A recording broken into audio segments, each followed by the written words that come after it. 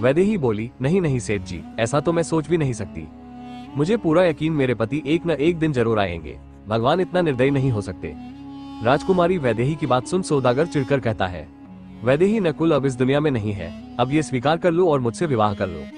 क्या कोई भी ऐसा रास्ता नहीं है जिससे तुम मेरी बात मान लो? राजकुमारी कहती है, सेठ जी एक रास्ता है। सौदागर खुश हो कहता है, क्या रास्ता वैदेही, जल्दी से बताओ। राजकुमारी वैदेही कहती है, आप मुझे 12 महीने का समय दे दो, तब तक आप मुझे हाथ भी नहीं लगाओगे। अगर इन 12 महीनों में मेरा पति नकुल नहीं आया तो जैसा आप चाहोगे वो मुझे मंजूर होगा। सौदागर खुश हो उसकी बात मान लेता है और कहता है, 12 महीने तो क्या 12 साल या 12 जन्मों तक मैं तुम्हारा इंतजार कर सकता हूँ। सेठ इतना कह वहाँ से चला जाता है। सौदागर राजा वीर से गुजारिश कर अपने घर के बाहर खड़ा पहरा लगवा देता है। सौदागर के घर पर राजा वीर हर रोज अपने 2 शाही सैनिकों पहरेदारी के लिए सौदागर के घर भेजने लग जाता है। ऐसे ही समय बीतता चला जाता है।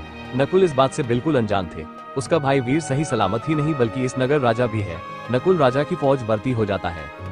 फिर एक दिन संयोगवश सौदागर के घर पहरेदारी के लिए जिन 2 सैनिकों को की ड्यूटी थी उनमें से एक सैनिक नकुल भी था।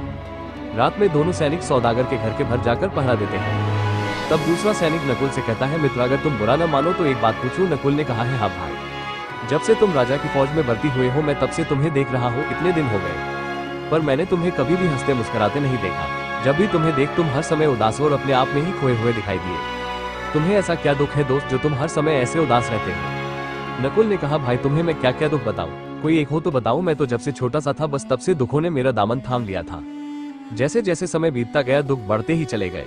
नकुल की बात सुन सैनिक ने कहा, आज हमारे पास पूरी रात है, तुम शुरू से लेकर आखिर तक तुम अपनी कहानी बताओ। कहते हैं दुख बांटने से कम हो जाता है। नकुल कहता, मुझे नहीं लगता मेरे दुख कभी खत्म होंगे, पर मैंने तुम्हें अपनी आप बीती जरूर सुनाऊंगा। इतना खाकर वो दूसरे सैनिक को बचपन से लेकर अब तक की अपनी पूरी कहानी सुना देता है। सिपाही भी नकुल की बात सुन भावुक हो जाता है और कहता है, सच में दोस्त तुम्हारी दास्तां तो बहुत दुख भरी है। उधर राजकुमारी वैदेही कमरे के अंदर बंद गुमसुम बैठी हुई थी।